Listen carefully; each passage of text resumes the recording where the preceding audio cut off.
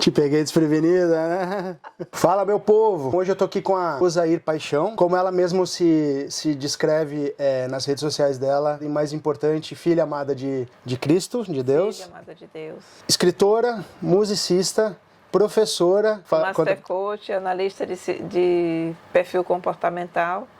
Mas eu creio que o mais importante é que eu sou apaixonada por autoconhecimento. Então, todas essas facetas de Osair culminam apenas com desenvolvimento humano, né, que é a minha praia.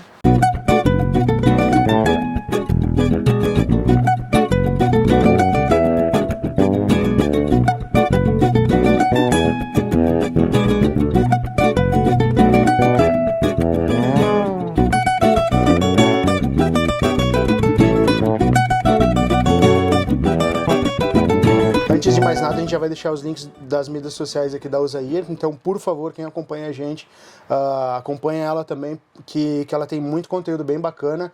Eu venho assistindo, já venho acompanhando desde que a conheci, e eu vejo que tem vários vídeos muito interessantes, então, fala um pouquinho, por favor, de onde você é e como é que foi lá atrás, de onde você veio, o que você já fez na vida.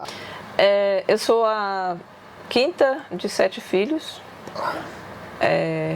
Acho que por isso também é o piano, né? A quinta de 7 filhos, um deles já é falecido. E meus pais eram cristãos. E uma das minhas veias, né, o filho amado de Deus, também cristã. E todos nós, eu me lembro ainda semana passada eu estava vendo algumas fotos, poucas das que eu tenho aqui, mas mostrando a gente, né, era uma escadinha, os 7 filhos cantando na igreja e pai e mãe atrás. Uma foto que ficou gravada essa semana para mim. E é interessante essa pergunta agora, falar da minha origem, né?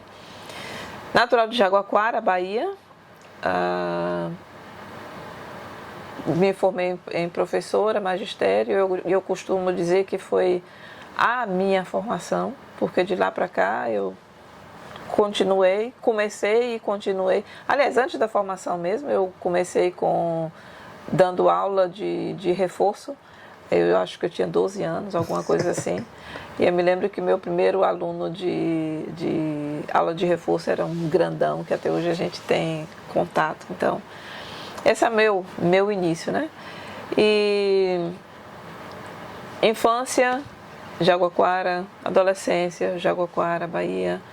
No início da minha juventude, então eu fui já era jovem, para Recife, onde eu cursei o seminário, e foi uma experiência muito interessante. Foram 5 anos, curso de música, e por isso o piano, Fernando. Já percebi que todos os caminhos levam ao piano. Ao piano. Em Recife, foi então uma continuação daquilo que eu já sabia, que era trabalhar com pessoas, mas então mais diretamente com a música. Então eu fui para o Maranhão, passei alguns anos lá, a Ceilândia e Carolina, com muito carinho por esses lugares onde eu passei.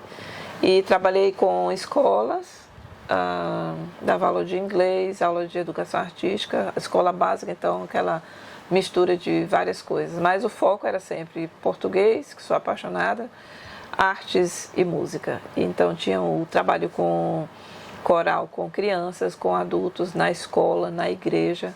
E é interessante que todo esse pessoal com quem eu trabalhei, né, eles voltam agora me encontrando como mentora de carreira. E é muito interessante eles dizerem: tia Osair, encontrei você. Então é uma história que ela não se repete, mas as facetas, as boas facetas, vêm sempre voltando à tona. Após isso, trabalhei então no Maranhão, e num processo assim que eu quero alguma coisa que eu não sei o que foi um momento então de uma transição muito, que eu diria, radical para Osair, que eu me conhecia, e acabei vindo para Holanda. Aliás, passei alguns meses em São Luís, e foi quando eu conheci o meu hoje finado marido, primeiro, e vim para a Holanda, a gente, desde final de 2007, E de lá para cá, estou aqui. Caramba. Bom, então tem muita história para contar. Né? Não, mas então, vamos lá agora. Vamos retomar esses passos. Aí, Jaguaquara. Jaguaquara. Lembra do jaguar? Sim, Jaguar. E Quara. Qual que é a distância de Salvador? Só pra gente mais... Eu, honestamente, não conheço a cidade. Geralmente, quando me perguntam, eu digo, conhece Jequié? Jequié tem um entroncamento que passa para a BR-116, se eu não me engano. 116, Pronto. Isso. Então, quem vai para Jequié tem que passar pelo entroncamento. Okay. Jaguaquara é mais para dentro. Ok. Bom, 7 filhos. Como é que foi a sua infância? Ainda ontem eu estava conversando com alguém dizendo, já que eu falo muito de perfil comportamental, né?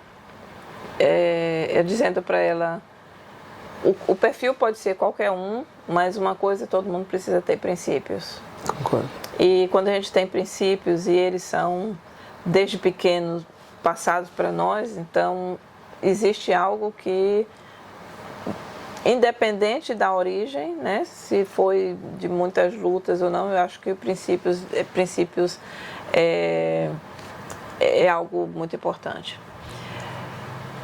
Minha família é de origem humilde, né? Como naquela época, uma família no Brasil, no nosso Brasil, Bahia, o Brasil ainda tem um preconceito racial muito grande, né? E na minha história eu tive momentos assim, né? Então, mas são momentos que a gente está falando de história, então já que vai falar de história, teve isso também. Mas a minha família era uma família humilde, mas pai e mãe sempre... Eu nunca vi pai e mãe escondido ou chorando, eram lutadores. Mas mais do que lutadores, eles eram vencedores. E essa mensagem de ser vencedor, eu acho que é muito mais importante do que lutador. Porque hoje em dia, inclusive, se fala muito, eu sou guerreiro. Eu digo, eu sou guerreira, coisa alguma. Na guerra que eu entrei, eu já sou vencedora. E essa mentalidade eu tenho lá da minha família, entendeu? Então, é de origem humilde. Eu me lembro de que a gente tinha férias e a gente ia para a roça, era aventura. Tinha também as picuinhas de criança lá, né? Mas eu tive uma infância boa, eu tive uma infância feliz. Teve altos e baixos? Teve, mas eu me recordo da minha infância como uma infância feliz. E aquilo os princípios, né? Como uma família cristã, então tinha os princípios, tinha as regras, tinha as normas de igreja, de Bíblia e tal. Mas isso foi o que formou meu caráter, né? Ajudou a formar também a minha personalidade, mas muito mais o meu caráter. A gente sabe que o quão a gente tem que trabalhar para conquistar as coisas que vêm pra gente, né? Então, eu acho que quando a gente olha para trás, e principalmente o fato de hoje termos a condição de estarmos morando aqui na Europa, e principalmente uma das coisas que eu percebo muito é justamente essa questão de o quanto nós brasileiros, de uma maneira geral, independente de status social, nós temos que batalhar para conquistar algo, sendo que aqui na Europa já é completamente diferente, né? Pelo fato da economia ser muito mais estabilizada, o poder de compra ser muito maior, as coisas materiais, digamos assim, elas vêm um pouquinho mais fáceis, com muito menos dificuldade do que para a gente. Aí a gente precisa falar da questão da infraestrutura e também da história, né? Concordo. Quando eu escuto, eu me distancio e eu até evito falar porque eu vejo que existe A primeira coisa, as pessoas escolheram vir para cá. Sim. Né? E quando eu ouço, então, uma pessoa escolheu vir para cá, não veio fugida, não é história de outros países que a gente sabe que tem guerra, tem isso, aquilo e outro, e fogem e são acolhidas aqui. O brasileiro, diga-se o que quiser, mas é um país rico e que foi sufocado durante muito tempo para que não entendesse ou não vivesse as riquezas. Essa é uma leitura minha. E eu vejo isso como também a história, aí vem a questão da história, né? O brasileiro conhece a sua história? Não. O Brasil teve guerra? Não. Não. É um privilegiado. O Brasil teve ditadores, ok, é diferente. Mas, em se tratando da Holanda especificamente, eu gosto de lembrar da história que foi pós-guerra. Viveu guerra, sabe o que é fome, sabe o que a gente tem lutas lá, sim, mas eles sabem o que é recomeçar um país pós-guerra. O brasileiro não sabe o que é isso. E quando eu digo assim, gente, olha para a história, aí vem porque eles construíram um país e pensando nessa reconstrução de não passar o que passaram, então vem anualmente, tradicionalmente, né, os movimentos e as homenagens e tal, mas vem também incutido na cultura, e aí vem a infraestrutura, aquilo que eu estava falando, que fui visitar meu sogro numa casa de idosos, então eles criaram uma estrutura para que eles estivessem bem e bom. E tem aquilo, a gente trabalha, mas a gente também tem a cultura de viajar o mundo, entendeu? Então, o que a gente aprendeu no Brasil como história? O que a gente aprendeu no Brasil, a gente aprendeu mais, talvez muito mais da história da Europa do que do próprio Brasil, né? Eu tive a oportunidade de ter bons professores de história. Então, eu conheço também a história do Brasil e conheço que houve aquilo da escravatura, houve aquilo da colonização, houve todo um processo que incutiu na cabeça do brasileiro de que tinha que ser subserviente. Uhum. Eu acho que isso tem muito a ver também com a questão de aquela coisa de que tem que ser duro, tem que ser muita labuta, muito duro para que se consiga algo, entendeu? E isso prova que está na hora, mais do que nunca, de despertar para aquilo que a gente chama de mentalidade vencedora. Concordo plenamente. Não é pelo lutar que vai se conseguir algo, mas ir em busca, mas com a mentalidade de que é possível. Sim, concordo. Eu sou daquelas otimistas e eu já ouvi por aí na mídia, otimismo doentio, alguma coisa assim. E eu acho muito interessante, porque são pessoas que estão precisando de saúde mental. E se desenvolver esse otimismo, tudo tem os seus pontos, né, de balanço, de equilíbrio, de limite, mas otimismo é uma coisa que todo mundo precisa. Concordo. Antes de ir para o Maranhão, você foi para... já tinha uma vida, digamos assim, carreira como professora, então fui para o Recife, que quando foi o que a gente chama de chamado, tive um chamado. Okay. E com quantos anos, desculpa te perguntar? Eu não lembro, isso foi, não lembro mesmo não, uhum. Acho que eu tinha 20 e alguma coisa. Ok. Não era assim mais tão jovem não, mas eu já tinha 20 e alguns anos. A gente faz a conta depois. Não, beleza, 20 e alguns anos. 20 e alguns anos, sim. Ok. E foram 5 anos que eu passei lá. Fiz, então, bacharel em música sacra. Essa semana eu estava cantando aqui e Frank dizendo, oh meu Deus, para de cantar. Se eu passar um dia sem cantar, eu estou doente. Eu saí da Bahia, fui para Recife. Ok.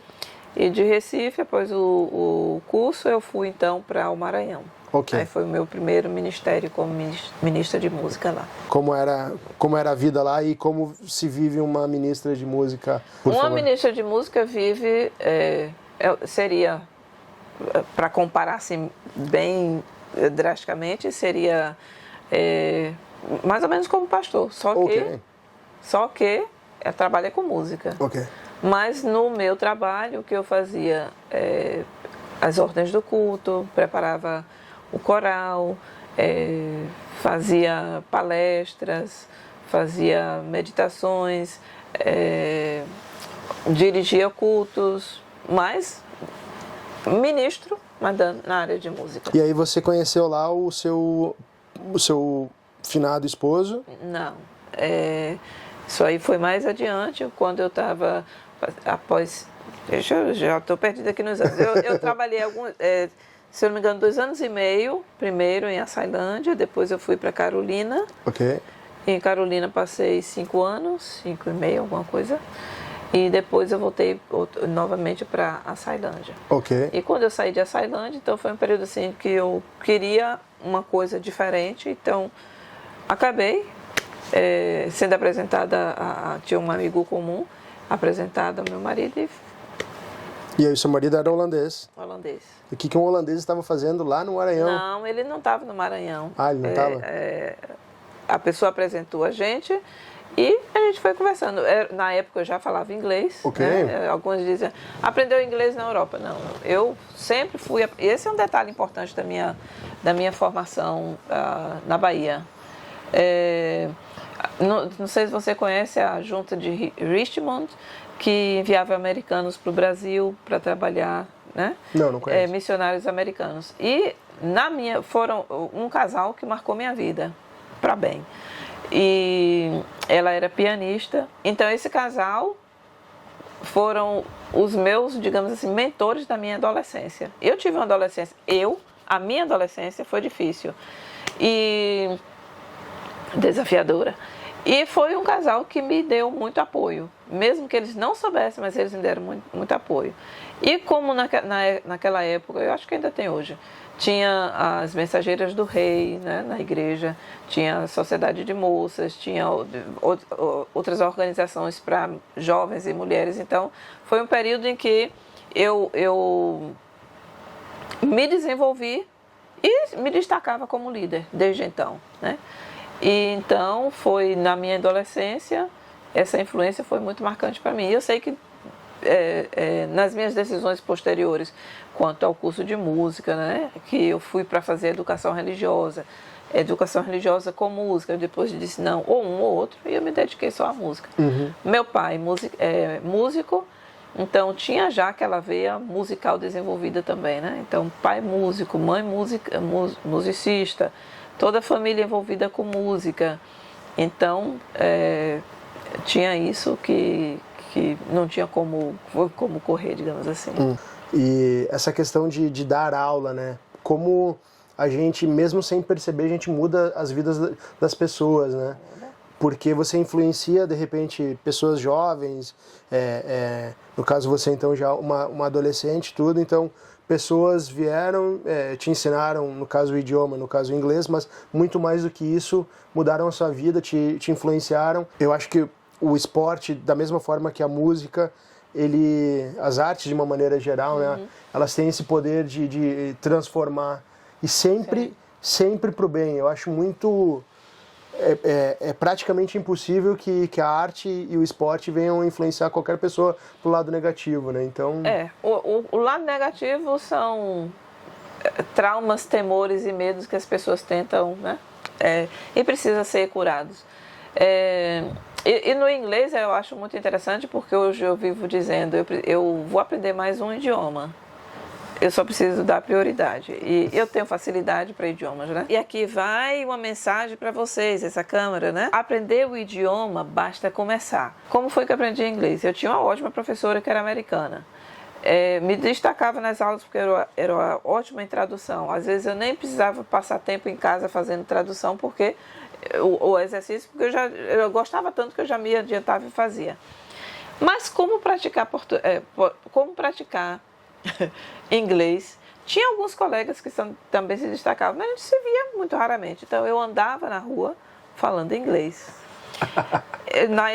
Chegava em casa, ou às vezes na igreja, estavam orando e eu estava orando para mim mesma em inglês. E fazia sentido, porque era prática, né? E com a prática isso foi se desenvolvendo. Então hoje o meu holandês talvez seja melhor do que o inglês, mas porque caiu no desuso. Mas quando eu começo a falar, escrita vai perfeito. Mas para falar, eu preciso me concentrar, porque aí vem então o holandês pelo meio. Então, aprender idiomas é uma coisa que é como música e como esportes. E todo mundo deveria se dar essa chance, porque não é esperar que outra pessoa dê a oportunidade, mas se dar essa chance de aprender um outro idioma. Concordo plenamente. Esse choque de cultura, digamos, de você...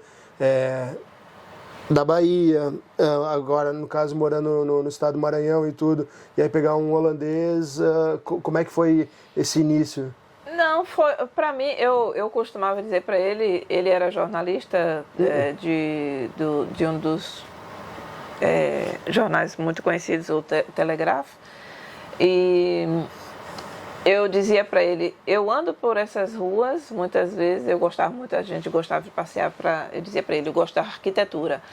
E a gente conhecia, ele me apresentou muita coisa e me ensinou muita coisa da Holanda. Mas eu já tinha no Brasil, eu tive um ótimo professor de história e ele descrevia como se ele tivesse passado assim, por tudo que é rua. Então, eu não vi, digamos assim, como é a palavra? Sem nenhum conhecimento, né? Okay. Então eu já conhecia Holanda de livros, já conhecia a Europa de livros. Eu me lembro das minhas fugas para a biblioteca, às vezes quando tinha aula vaga, então eu ia para a biblioteca naquela época era muito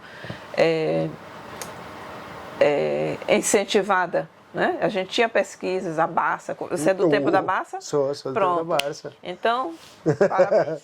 Então, a gente era incentivado a visitar a biblioteca, não apenas visitar, mas ir lá, estudar e tal e tal. Então, tanto que eu vejo hoje que a geração, um parênteses, né? A geração de hoje sabe muito menos do que os nossos avós. Com a evolução da tecnologia, com a evolução de tanta coisa, eu gosto de ler, então quando eu cheguei para aqui eu lia, eu pesquisava, a internet já era bem, né? Então eu lia, eu pesquisava e ele dizia, eu disse para ele primeiro, né? Eu quero aprender holandês. Ele, mas você já sabe inglês? Não, eu quero aprender holandês. E ele então me deu macetes, ele disse, mais tarde você vai agradecer que fui eu que lhe ensinei holandês. E foi ele que me ensinou holandês. Não. Então, como televisão, legenda, subtítulos, jornal, eu era fascinada por jornal. Então, foi assim que eu fui aprendendo o idioma, né? E o choque cultural era no sentido de, por exemplo, teve uma vez que um amigo dele veio visitar, e deu 11 horas da noite e ele disse assim, abriu a porta e mandou sair. Mas o quê? É uma coisa que eu gosto, inclusive, porque aquilo do hora é hora. Sim. Né? Amanhã eu tenho que trabalhar, você vai ficar aqui a noite toda. E ele saiu numa boa. Entendeu? Então, essa questão de até entender e respeitar o limite Sim. do outro, né? Qual foi outra coisa que chocou? Eu acho que essa foi a que chocou, porque eu não esperava. E ele disse assim, se ele vier outra vez, ele sabe. Ele não passa de 11 horas. Eu digo, ok, tudo bem. Então, na realidade, eu vim sabendo do que era a cultura. A vivência é que vai aprimorando, né, o conhecimento dos hábitos e tal. Mas eu sabia que era uma cultura mais distante e ele me dava muito disso, né? Me passava muito disso. E a questão, por exemplo, das famílias. Não é porque o adolescente sai de casa relativamente cedo, né? A gente tem que a cultura de que casou ou não casou, fica 40, 50 anos dentro de casa, ao invés de criar a própria vida. Então, eu acho, Fernando, que por ler e por estar aberta por essa integração, que a integração não é apenas o teste deveria ser diferente, mas eu acho que a integração é muito importante para a gente começar a entender, foi importante para mim, né? Começar a entender o que é realmente choque cultural ou não. E abertura de mente, né? Eu acho Sim. que isso é muito importante. Eu escuto muito que, não tem um amigo holandês, mas porque vai esperar que amigo seja holandês? E eles são, quando eles fazem amizade. Aqui no prédio, por exemplo, é muito interessante porque houve uma pessoa que, de repente, fechou a cara para mim, assim que meu esposo morreu, um pouco depois. E ficava, assim, com um comportamento muito estranho. Eu simplesmente deletei do Facebook, fechei a porta E passava, bom dia, boa tarde, mas ele começou a ter um outro comportamento. Para mim, tudo bem. Vida que segue. E aconteceu que no final do ano, eu digo, enviar ou não o cartão. Eu disse, eu mandei para todos, mandei para ele também. Mas continuou mesmo relacionamento ríspido da parte dele. E então, quando ele fez uma pesquisa, eu descobri depois que ele fez uma pesquisa com os moradores e viu que eu era a única no prédio que tinha um bom relacionamento com todo mundo. E até hoje. Até os novos, o mais recente agora, né? Chegou, ele passa, conversa e tal. E tem um bom relacionamento com todos, mas não precisa ser amigo. Amigo, você tem 3, no máximo 4, é aquilo que você pode contar na mão e sabe que você pode contar com ele e sabe que ele pode contar com você. Aqui eu tenho uma amiga holandesa, né? Tem outra que é assim meio, mas é mais por conta dela que não gosta de se aproximar. Eu respeito. Mas se tiver algo que for uma necessidade, ela sabe que pode vir até mim, como já aconteceu. Ou eu ir até elas, entendeu? E até esse que tinha um comportamento, hoje chega e pede conselho até. Opa. Já aconteceu disso. Então, essa questão da amizade é lembrar que a cultura é muito diferente. Sim. A brasileira é aquela de que já viu, já é amigo. O daqui, até mesmo por conta da história, né, é mais distante. Mas não é aquela coisa que não pode ser amigo. Pode sim. Mas tudo vai da vivência e da experiência, até quanto você está disposto realmente a dar e receber, né? Ou receber e dar. Dublin tem uma característica muito específica que lá, eu acredito, posso estar errado, mas eu acredito que foi lá na década de 50, por aí, eles começaram a fazer aqueles social building, os prédios sociais, pessoal. Então eles pegaram as pessoas de baixa renda, eles construíram prédios, o que talvez no Brasil a gente poderia correlacionar com uma comunidade carente. Então quando você entra no coração, exatamente nos pontos mais turísticos da cidade, a cada 500 metros, a cada no máximo 1 quilômetro, ao redor desses lugares turísticos, você tem então esses prédios sociais, né? E aí, infelizmente hoje, na maior parte desses prédios sociais, então, nesses social buildings, eles têm criminalidade mais alta, o uso de drogas mais alto. Essas pessoas agora já saem para roubar, já saem para agredir outras pessoas. Então é bem complicado. E a gente percebe, quem é de fora, e principalmente do Brasil, né, onde que infelizmente a violência é exacerbada, na minha opinião particular, a Irlanda está afundando, Dublin no caso, está afundando e está cada vez mais aumentando a parte de criminalidade e de violência. Nada a padrões brasileiros, né? Mas assim, no meu caso em específico, por ter visto Dublin e a Irlanda lá em 2007, e aí retornando em 2018 eu já tive esse baque, e aí ao longo desses 4 anos eu percebi que piorou muito essa parte, e aí economicamente eles estão muito bem, mas tem várias questões também que eu acredito que vai degradando ao longo do tempo. Como era a Holanda lá em 2007, como você vê esses ao longo da sua história aqui, por favor? Meu marido dizia assim, a Holanda ainda vai se sufocar com tanta burocracia.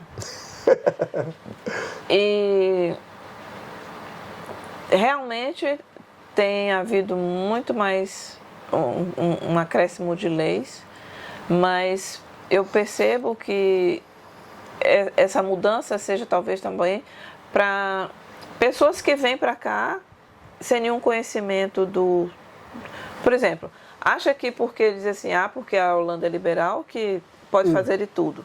Eu acho que começa por aí. Então, para que as pessoas entendam que há limite, que a história determinou determinadas coisas, determinado comportamento, e que também a infraestrutura, né? Eles criaram vários sistemas, os idosos de hoje, eles criaram um sistema para que eles pudessem usufruir. Mas algumas dessas facilidades estão praticamente acabando. Né? E por quê? Por exemplo, a Tea House, a casa de idosos, era uma coisa que se incentivava, inclusive, aqui. Eu vejo, ultimamente eu parei de ler notícias por completo, mas algumas coisas eu ainda vejo estrategicamente, né? O que eu preciso saber. Mas eu vejo que existe houve uma decaída, por exemplo, em coisas que eram para assistir os idosos, tanto que muitos estão voltando agora para morar com os filhos, né? E na Holanda de 10 anos atrás, isso não se pensava, né? Então, com essa renovação constante de algumas leis, com essa renovação constante de anpassing de wet, ou modificações que eles fazem, muita coisa tem que ter mudado, sim. Muita coisa tem mudado, sim. Agora, para quem está integrado e aí vai viver na ilegalidade, é muito pior do que assumir a ilegalidade e dizer: eu estou aqui sem os papéis adequados, eu preciso de ajuda. Essas pessoas são bem recebidas, porque até a filosofia da Holanda, né, é acolher a todo mundo. Agora, o que é que acontece? Existe uma exigência muito maior de quem está sendo acolhido e uma falta de gratidão também muito grande por parte de quem está acolhido, e aí independe de estar documentado ou não, né? Eu escuto muita coisa que é ingratidão, já que você escolheu um país, por que não dizer muito obrigado, país, por ter me acolhido? Porque o país também poderia ter dito: volta. Sim, né? Sim, concordo. Então, já que está aqui, agradecer, porque quem vive aqui, sabe, como você falou da violência, né? É outro nível. Sim. É outro nível, mesmo morando naqueles bairros onde a gente sabe que tem violência, sim, né? Mas não vai se comparar a experiências que a gente conhece de Brasil, né? Concordo plenamente. Por exemplo, na Irlanda tinha muita gente que estavam há vários anos e não falavam o idioma. Eu estou há 2 anos aqui na Holanda e não falo o idioma, então até posso me incluir nisso. Mas eu tento fazer o máximo possível para me integrar à cultura local. Então, teve festa lá da cidade, nós fomos. Bacana, a gente tenta fazer algumas coisas, mas o mais importante, nós tentamos respeitar ao máximo a parte da legalidade. Então tudo que se precisa fazer, nós fazemos, pagamos todas as taxas, e eu percebo que tem várias pessoas, inclusive no caso brasileiros, mas também vários outros povos que vêm para cá e não tentam se integrar de maneira alguma também com a cultura local. Aquilo que eu digo, né? Mentalidade, cabeça, realmente, saber o que é que está, para onde vai, para onde vai. É apenas chegar aqui porque se pensa que o dinheiro vai sim direto para sua conta e pronto. É um processo que tem a seguir, né?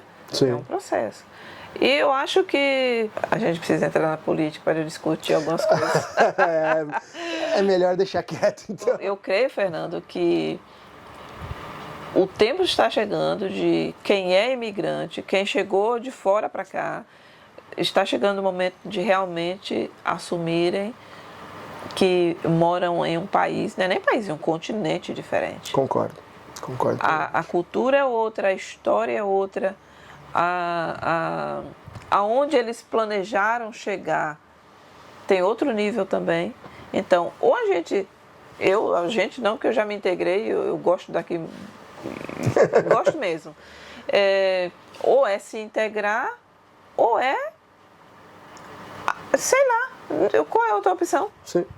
Se eu vivo num país que eu não aceito, que eu não aceito as regras, que eu não aceito a forma deles viverem, que é deles, é eu que estou de intrusa, realmente sentar, estudar o país, saber da cultura, saber da história. Eu acho que a história determina muito. Concordo. Determina muito. Como é que foi a sua adaptação? No caso, você já falou que seu marido te apresentou o idioma, você aprendeu. Essa parte é muito interessante porque eu não tive dificuldade. Ok. Isso que eu falo, né, da integração. Por exemplo, eu tenho um amigo que ele diz assim: aí você está no país que você devia ter nascido, né? Eu dou risada. Mas por que isso de chegar a hora, isso de assumir um compromisso e levar a sério? Isso eu já tinha Ok. Antes, né? Por exemplo, os alunos, a gente tinha um compromisso. Chegou 10 minutos, até 10 minutos atrasado para o ensaio, a porta está aberta, entra. 10 minutos depois, porta fechada. E as crianças aprenderam isso. É tanto que algumas mães diziam, aí, que negócio é esse de a criança chegar 10 minutos e não poder entrar? É nosso compromisso. E algumas ficavam na porta chorando, porque a mãe ia levar e que tinha que entrar. E a diretora também respeitava muito isso, né? Opa. E ela dizia, é regra, eu não vou abrir a porta. Ele sabe, ele lhe disse. E a criança dizia, mãe, a tia Zaí não vai deixar entrar, porque ela já começou a entrar, ela não para. E era verdade. Então, isso dá, eu acho até que é uma questão de respeito. Você dizer, por exemplo, eu não posso, ou eu vou chegar atrasado. E o holandês tem isso. Eu estou falando do holandês, que é a nossa cultura aqui, né? E ele é muito seguro da hora. Aconteceu uma vez que, já que eu estou falando desse início, né? Que um aluno de aula particular, na época ele vinha ter aulas aqui.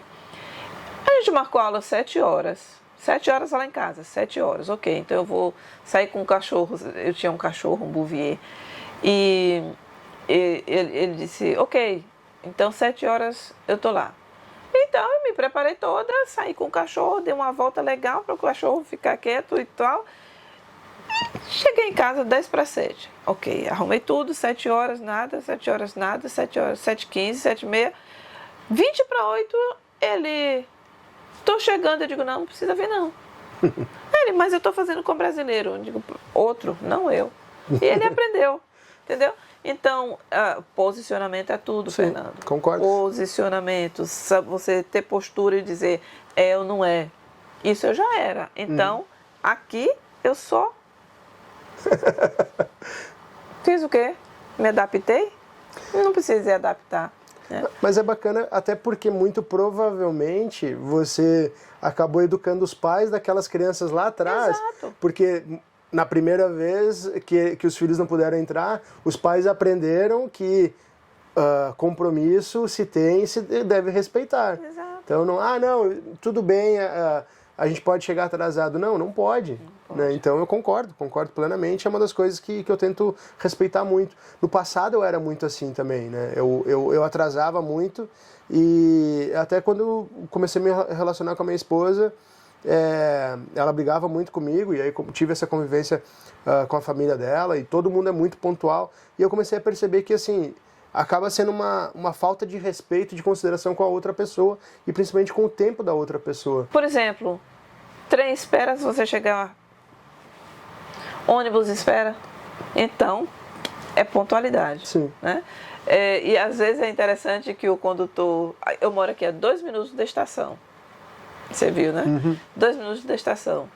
E antes eu tinha mania, mas era emocional, hoje eu sei. E hoje meus relógios, exceto um que a pilha tá me deixando aí, sei lá o quê, mas esse anda um pouquinho adiantado. Mas eu olho sempre o outro porque está na hora. Então, para que adiantar o relógio, você vai chegar 2 minutos atrasados mesmo. Então isso para mim do horário é uma coisa que é legal. Agora, em termos de integração mesmo, ou para adaptação, eu não vi. O meu início foi, eu cheguei, eu disse, eu quero fazer alguma coisa. Aí ele vai fazer o quê? Não precisa. Eu digo, mas eu quero aproveitar. Né? E aí eu procurando, me deparei com um anúncio de aulas de português. Fiz a solicitação para dar aula. Na época eu comecei com inglês, era aula de português, então eu usava o inglês. Mas logo em seguida eu disse, gente, eu quero aprender holandês, eu vou começar agora em holandês. Desde 2008, então, logo em seguida que eu cheguei aqui. 2008 e em 2014 eu trabalhava para um outro instituto. Em 2014 eu então comecei a minha própria empresa. Souberam que eu ia iniciar e vieram comigo, eu disse, não precisa. Mas são bem-vindos.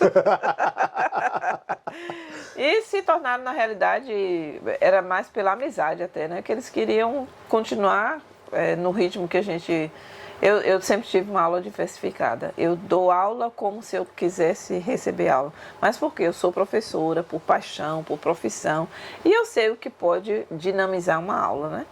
É tanto que muito material que você... Não, aqui é livros, mas lá tem muito material que eu preparei para as aulas, né? Então, joguinhos, cada tema tinha um joguinho do nível iniciante ao avançado. Então, teve um livro, inclusive, que eu fiz por capítulo, um jogo por capítulo. A pandemia, então, eu passei a trabalhar online. Já queria, porque passava quase 5 horas indo e voltando, para dar aula de 1 hora, 1h30. E alguns disseram assim, mas Osaí, aula online? 2014, não, 2019. Antes eu já dava online, mas eu disse, eu vou só dar agora em online. E eles disseram, uau, a aula nem parece que a gente está online. Tenho escutado muito disso. Mas por quê? Porque eu trago também a dinâmica, né? Música, jogos. Faz diferente porque eles não estão lá para pegar na mesa, mas eu faço com eles online. O livro, e eu gosto de interatividade, então eles sempre estão falando, eles falam mais do que eles pensam. É verdade. E trabalho também, hoje eu não divulgo mais aulas, porque eu comecei então com outra atividade, que é paralela, mas é o que eu estou fazendo mais. Eu dou aula de português hoje mais privada, particular, mas não tenho tanta vaga assim, não. Então é mais mesmo quase que na luta. Quero aula! E aí, mas você basicamente dá aula para holandês? Para holandês. Ok. Ou para brasileiros que não falam português. Como são as dificuldades que eles encontram em aprender o português? Porque eu, para aprender holandês, é muito difícil. Imagino que para eles deve... Comigo, não tem. E se tem, eu digo para eles, por quê? E aí eles entendem que se veio para aprender, cabeça aberta, pronto. Quando eu trabalhava para o outro instituto, me foi pedido para fazer então um plano de aulas, né? Então eu fiz por módulos de iniciante até avançados, A1, A2, B1, B2, C1, C2, todos os planos de aula com música, com ditado, provérbio popular, as aulas especificadas, o que fazer. Agora, para as minhas aulas, aí os joguinhos, né? Tenho tudo.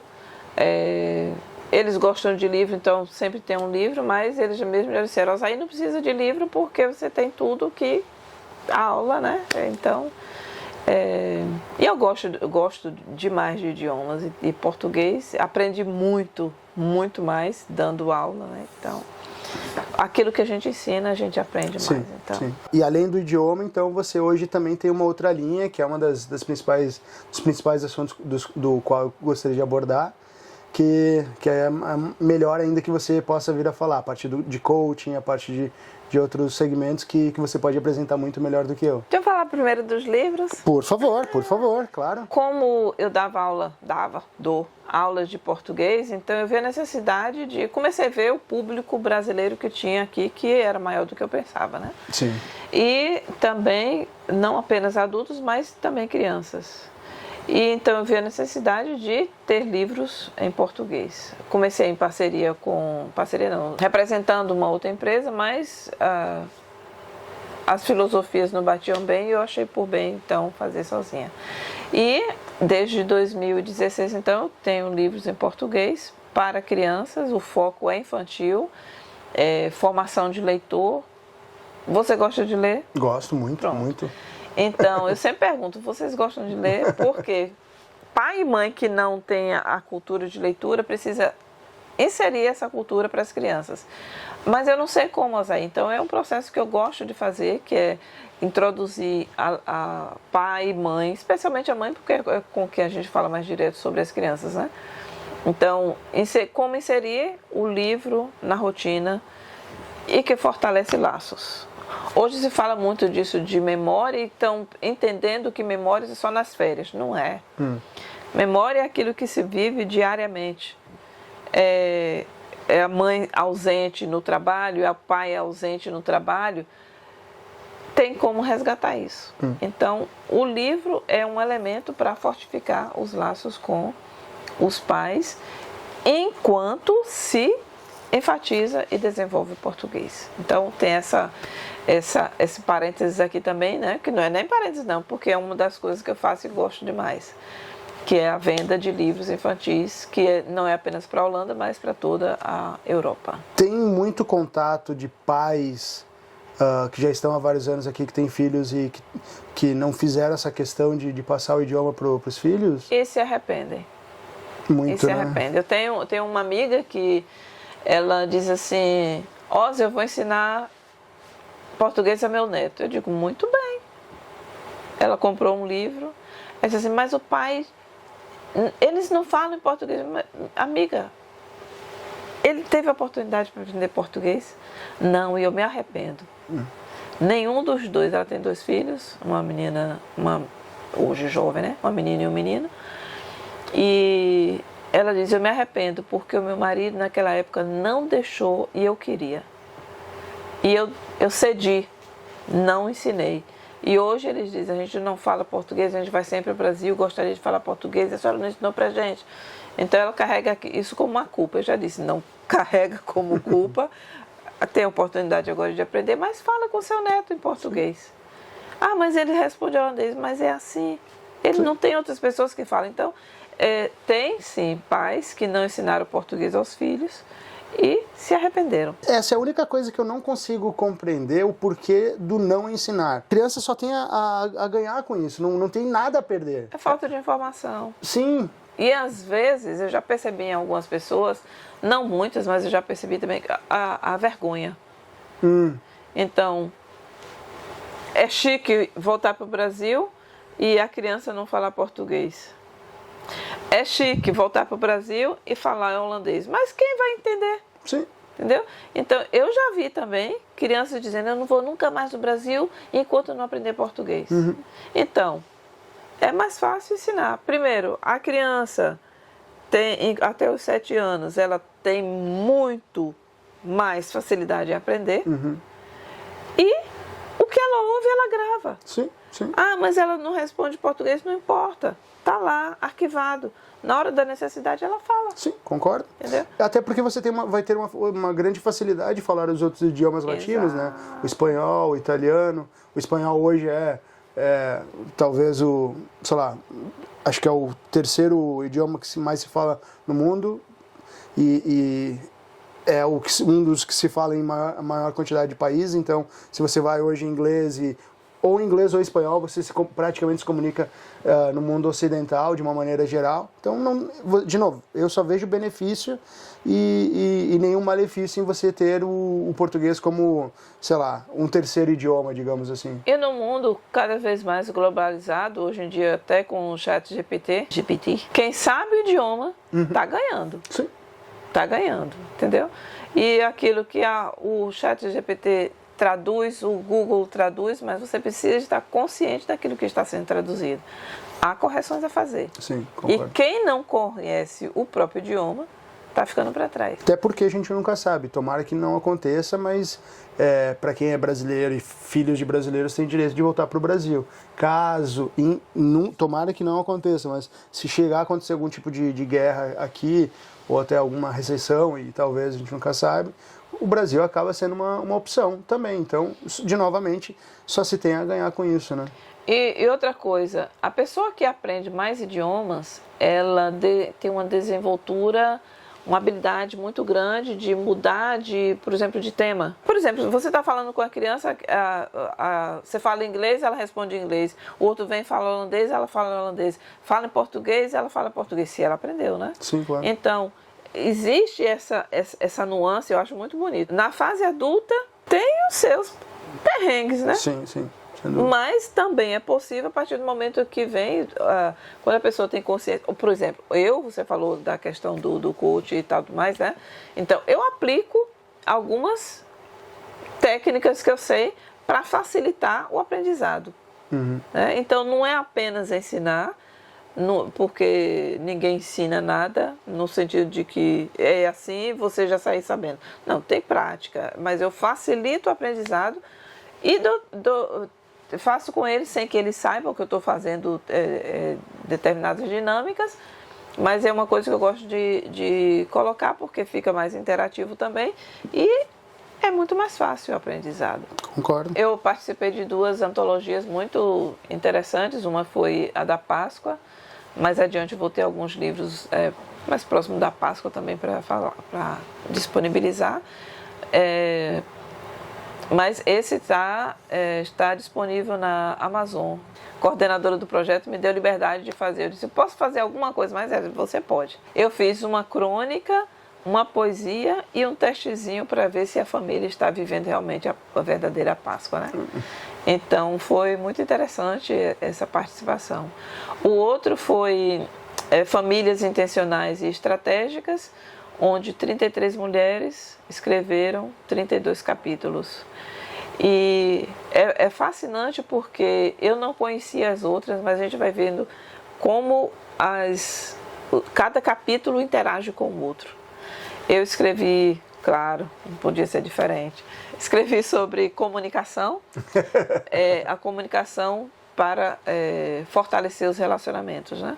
Os casais ou a família de uma forma geral pode mudar muito o relacionamento se alinhar à comunicação. E o que é esse do alinhar a comunicação? É lembrar que Fernando tem uma maneira de ver o mundo, Fernando tem uma personalidade, eu tenho outra diferente.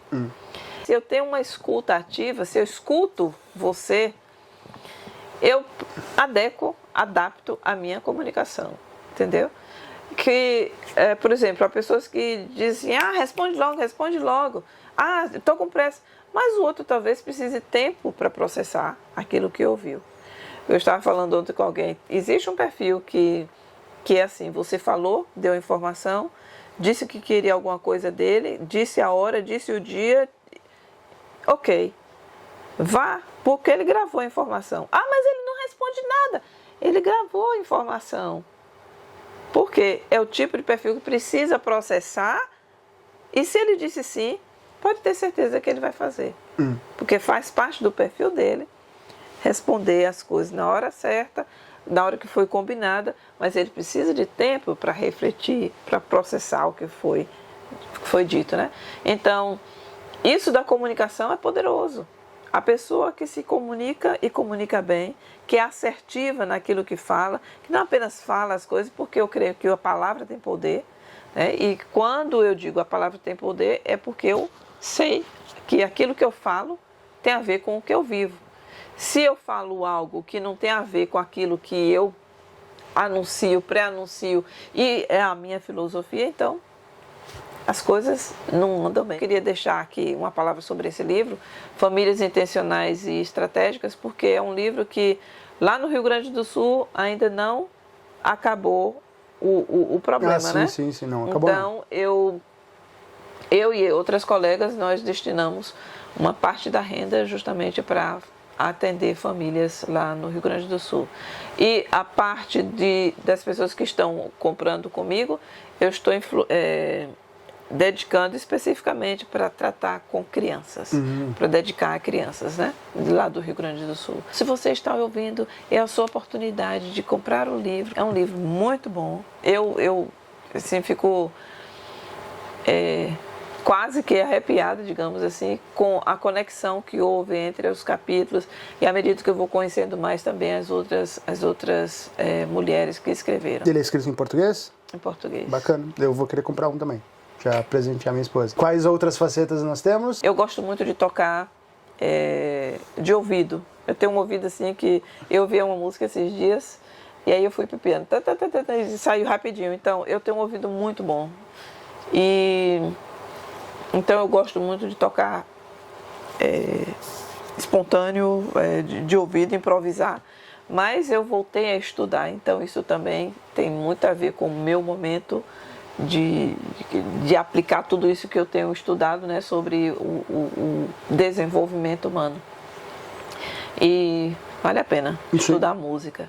Estudar música. Então está ali aberto num dos exercícios que eu me obrigo não, porque eu faço com prazer, mas eu sempre faço pausas pequenas, então venho pro piano e toco alguma coisa. Bacana. Então aqui eu não atuo com música, é só mesmo para meu deleite. Os livros, as aulas,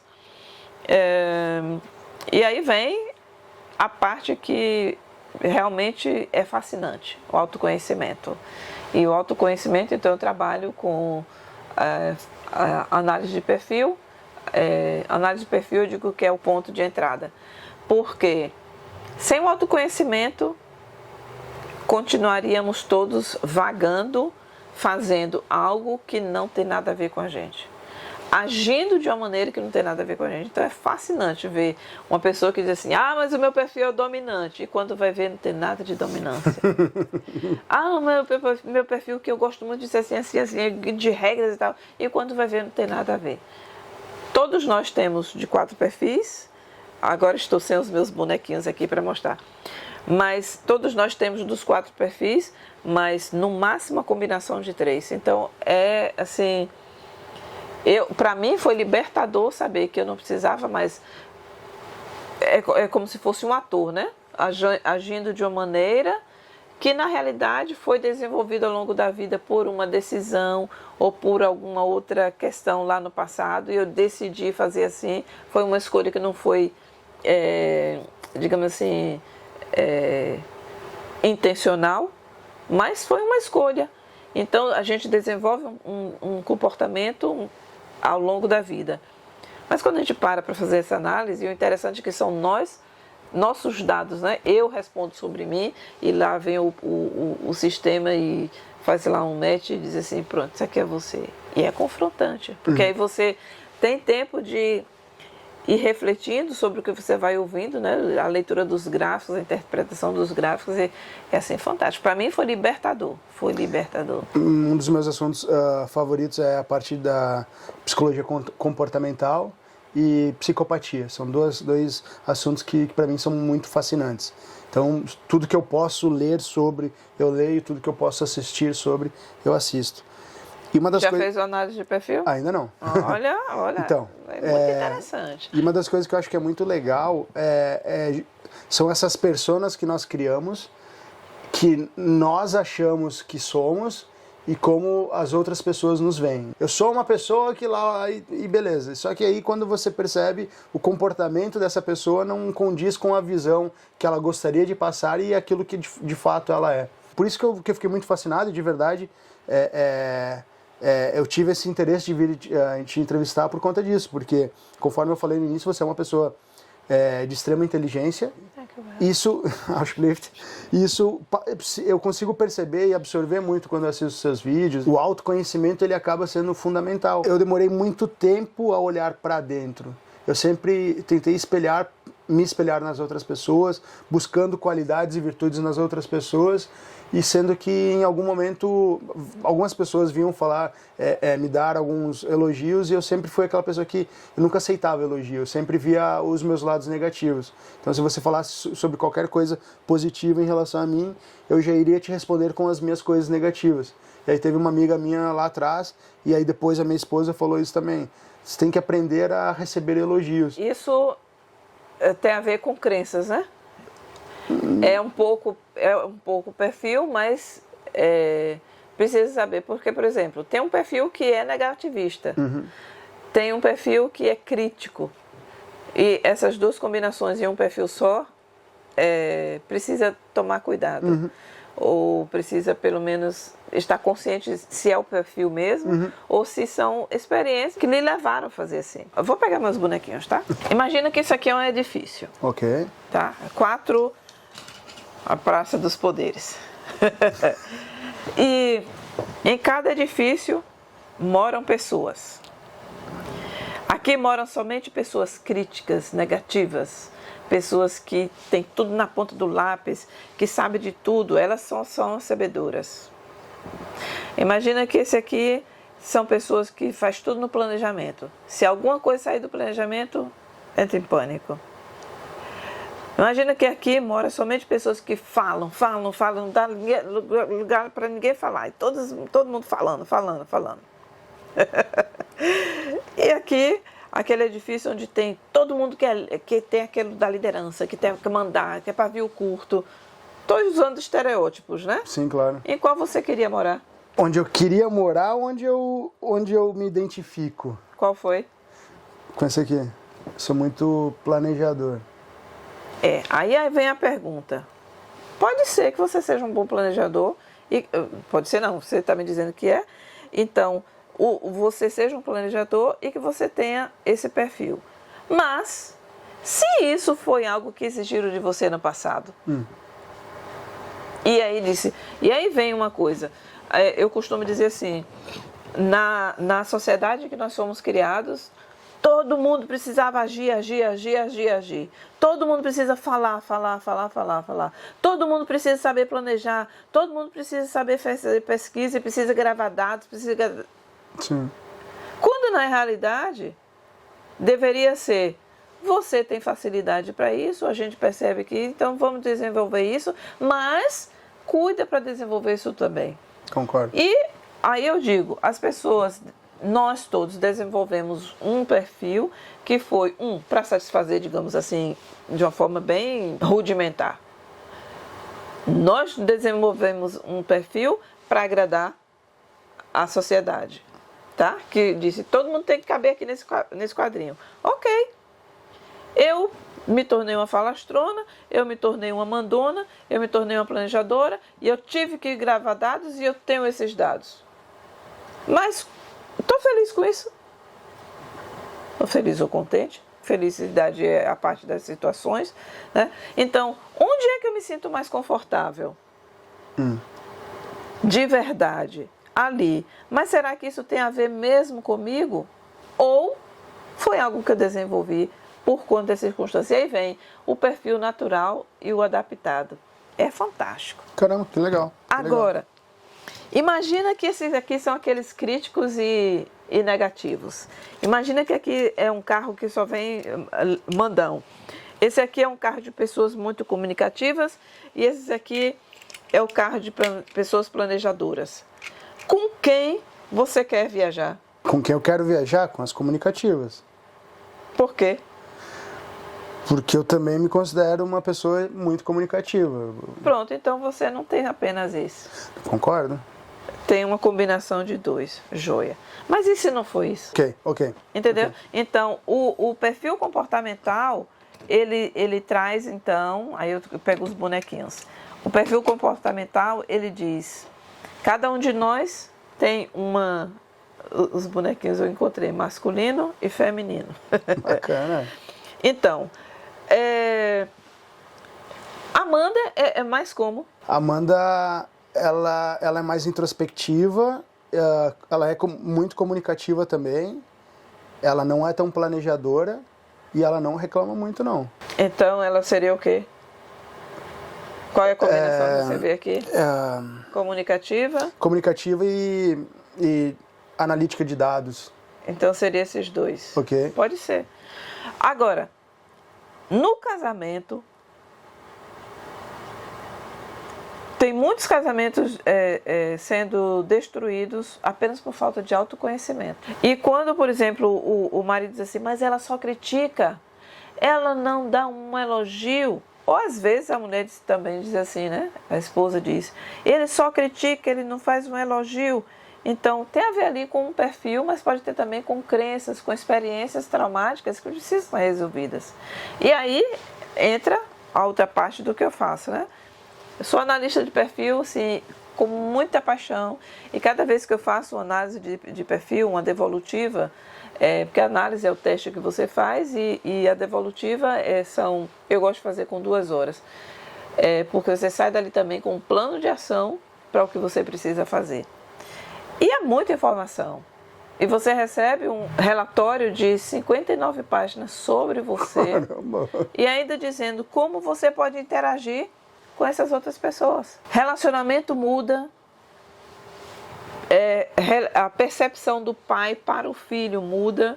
Porque a criança que aí vai uma palavra com todo carinho, com todo zelo, todo cuidado, mais carinho e zelo do que cuidado. A criança que é calada, ela não é necessariamente como se enquadra sempre como autista, a menos que ela teve um diagnóstico de autismo e um diagnóstico sério. Porque tem muitas pessoas hoje em dia, profissionais, dando com muita rapidez um diagnóstico de uma criança autista, quando ela é apenas uma criança que gosta de organizar as coisas e aquilo faz parte do perfil dela. Sim. E aquela criança que é brigona e tal, tá hiperativa, tem TDAH, não. É apenas um comportamento de um perfil, entendeu? Então isso traz muita clareza para a educação dos filhos, para as escolas, saberem os professores como tratar as crianças. Nas minhas aulas de português eu tenho aplicado isso. Caramba, que legal. Uma criança que estava com problema chegou, a mãe disse, quer conversar com o Osair sobre o problema? Ele disse, não. A mãe foi embora, depois a gente começou a aula e lá mais adiante eu disse, e aí, como foi que Ele me contou a história, então eu disse, olha, você se identifica em qual? E ele foi certo. Eu já ando observando. Então ele se identificou como uma criança mais reservada e a escola está dizendo, ele tem que agir, ele tem que fazer. Então precisa ter muito cuidado em o que é que as escolas estão fazendo com essas crianças e os pais terem, aí vai a chamada, né? Os pais fazerem, não é análise de perfil, mas de percepção infantil. E é fantástico, porque ele vai entender como é que a criança gosta de agir, vai levar isso para a escola, e a escola então vai começar a tratar essa criança como uma criança que tem determinado perfil. Sim, concordo. E as coisas mudam tanto, tanto. A criança fica mais contente, mais concentrada, melhora o seu desenvolvimento na escola, mas também com as pessoas que estão envolvidas com o seu relacionamento, os amigos. Se é uma criança brigona, tem alguma coisa errada, pode ter alguma coisa errada na experiência dele em casa, pode ter também ser algo do perfil. Né? Então, crianças muito ativas, são crianças que querem, criança é ativa também, né? Sim. Que precisa extravasar. Então, quando há uma disfunção, digamos assim, então vem o psicólogo, atua. É muito além do DISC, isso a gente usa individualmente para casais. Eu estou até colocando pessoas que vão casar, façam antes uma análise de perfil comportamental. Evita tanta briga, evita tanto dissabor. Vocês vão viver em paz, tendo consciência do que é o comportamento de um e do que é o perfil de um e do outro. E vocês vão fazer ajustes ao longo da caminhada e vai ser uma vida muito mais prazerosa. Então, não é apenas o DISC, tem a análise dos tipos psicológicos e um detalhe muito importante é que ver onde é que você está concentrando a sua atenção no momento atual. Né? Se é dinheiro, se é o quê. Então tem isso também, quais são os seus valores, o que é que sobressai mais nesse momento, que é o seu interesse. Então, eu estou apaixonada pelo que eu faço e, por exemplo, eu me lembro da minha primeira cliente como coach e foi uma amiga no Brasil que estava em pleno Brasil, as janelas fechadas, a casa fechada. Ela não estava fazendo nada para si mesma, era a mãe que estava fazendo por ela, estava em depressão.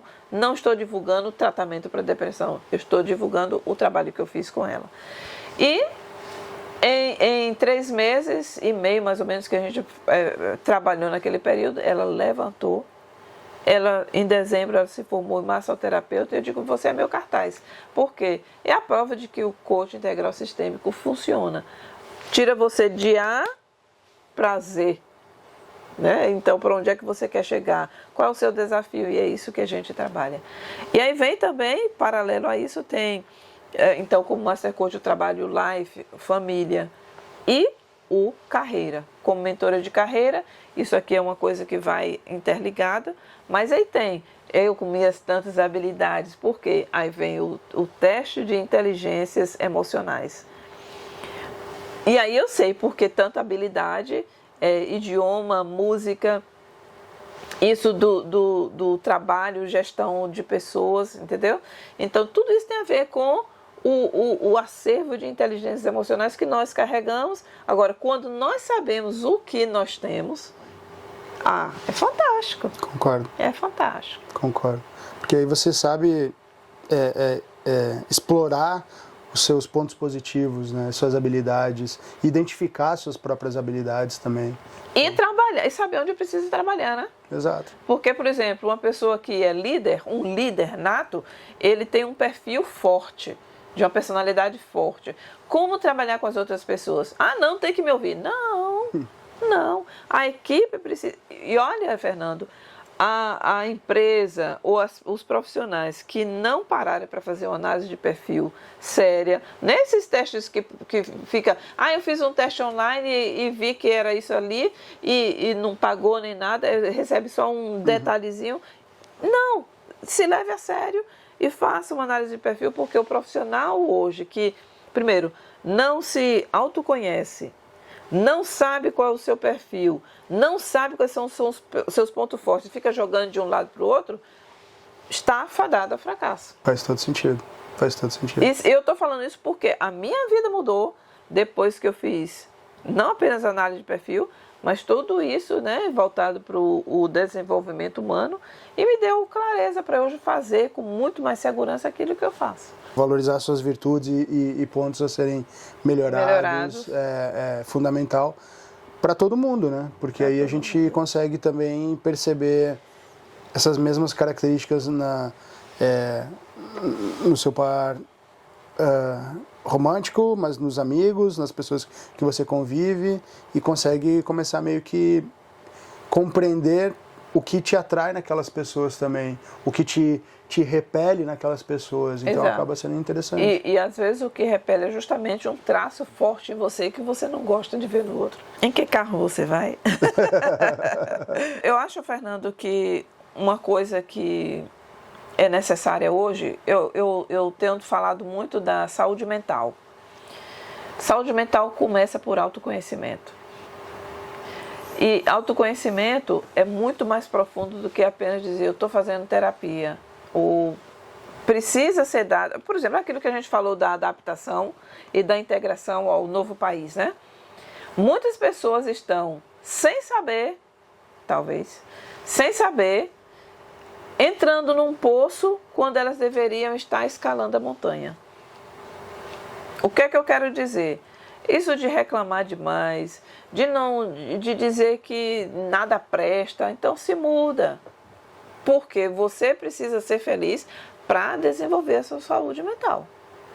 E continuar num país onde que a gente sabe que são dos 12 meses do ano, eu creio que, eu costumo dizer que 10,5 ou até mais, é frio, é chuva, é um tempo cinzento. Se você não trata da saúde mental, fica muito mais difícil você sobreviver. Pode sobreviver, mas cheio de doença. Outra coisa também é a questão que quando você se conhece... Olha, deixa eu falar aqui um parêntese com uma notícia boa. Eu tinha enxaqueca no mínimo 3 vezes por mês. Enxaqueca, que essa janela aqui ficava tudo fechada. Enxaqueca, quando estava enxaqueca era assim, olha, eu doía muito. Intolerância alimentar. Quem me conheceu e me acompanhou por um tempo no Facebook sabe eu não comia quase mais nada. Andava inchada. Eu quase não... Teve um outro problema também que agravou, que foi vesícula, que não foi detectado a tempo. Mas as intolerâncias alimentares, a enxaqueca, o inchaço, tudo isso eu fiquei curada com autoconhecimento. A análise de perfil veio depois, mas foi com autoconhecimento. Como foi esse autoconhecimento? Desenvolvendo inteligência emocional. Como foi isso? Numa imersão de 4 dias com Paulo Vieira. E funciona. Há algumas pessoas praticamente fazendo do discurso da depressão e da ansiedade, um discurso que precisa ser apregoado. Fale, mas primeiro se cure, porque há cura. Há cura. E se você duvida que a cura vá, porque você vai ver que você sai de lá outra. como eu estava falando para você, né? Então, quem está disposto ao autoconhecimento anda a passos largos para o próximo século. Próximo século talvez seja muito, mas anda à frente da sua própria geração. Entendeu? Tem muito mais, vê muito mais possibilidades do que as dificuldades. Então, a pessoa que emerge e diz, ok, eu estou disposta a passar por isso, ela sai de lá outra.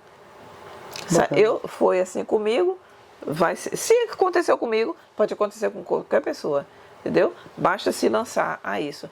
Então, eu creio que a saúde mental é algo que precisa ser dito, precisa ser enfatizado e lembrar que saúde mental não é apenas andar. Não é, disse por aí agora que é preciso falar em voz alta consigo mesmo, mas cuidado com o que você está falando consigo mesmo. Porque muitas vezes essas coisas que você fala se tornam a sua verdade. Tudo que a gente fala se torna a nossa verdade. E se é uma verdade que não é a adequada para você, gente, o resultado pode ser trágico. Sim.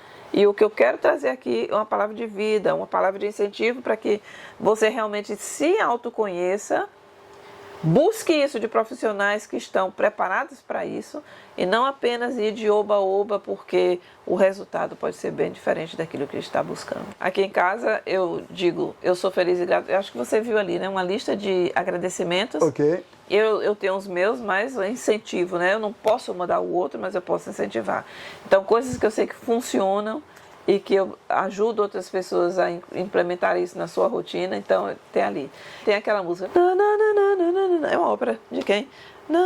Bocelli. Engraçado é que fica preso ali. Eu sou feliz e grato. Então, tenta cantar, eu sou feliz e grato com essa melodia. Ok. E você vai ver como isso fica o dia inteiro. Então, é uma frase para se implementar na vida. Eu sou feliz e grato. Eu sou feliz e grato. E meu lema, eu sou feliz e grato. E tudo muda a partir do momento que eu mudo. Eu não posso mudar o outro, mas eu posso influenciar com pequenas coisas para que o outro mude. Para aquela pessoa que está no Brasil, qual que é o recado que você tem para essa pessoa, por favor? Pode ser dois? Um é um complemento quiser do outro. Durante a semana eu li um livro, eu estava caminhando na praia e eu ouvi um livro. Eu uso muito Lausterbooks, eu estou fora, audiobook. E tinha a seguinte frase: o pensamento é o que gera, é o que dirige a tua vida. E eu cheguei em casa com aquele pensamento: o pensamento é o motor. Então, se o seu pensamento está sendo bom, toda a sua vida tende a ser bom. Pode haver desafios, pode haver obstáculos, mas você vai estar preparado para saltar esses desafios ou enfrentar, melhor dizendo ainda, enfrentar com clareza, enfrentar com coragem. Medo atrasa. E o pensamento regido pelo medo não vai levar você a lugar nenhum. Então, desperta para isso, de que o seu pensamento, a sua palavra é o que vai lhe levar adiante. E, paralelo a isso, a mudança, a cura interior é fundamental para desenvolver a saúde mental e para desenvolver aquilo que você quer e pode fazer. Sabe das suas habilidades, mas tem crenças ainda que precisa vencer. Então vai o meu convite para fazer o Método CIS, não importa a época do ano, mas agora em agosto vai acontecer, em outubro vai acontecer, e é um evento, uma imersão que pode mudar a sua vida. Mudou a minha, pode mudar a sua. Bom, muitíssimo obrigado novamente por me receber na tua casa, por dividir o teu conhecimento comigo, com todo mundo aqui. Adorei esse bate-papo e estou mais interessado ainda em continuar acompanhando o seu conteúdo e, de repente, fazer esse estudo de autoconhecimento. Faça, porque vai alavancar o Fernando, que eu já conheço, e você vai se desconhecer, porque você vai passar a ser um outro, com certeza. Perfeito. Autoconhecimento na veia. Muito obrigado. E, se possível, um pouquinho de música aí para adoçar o coração. Vou tocar, então. Então, beleza.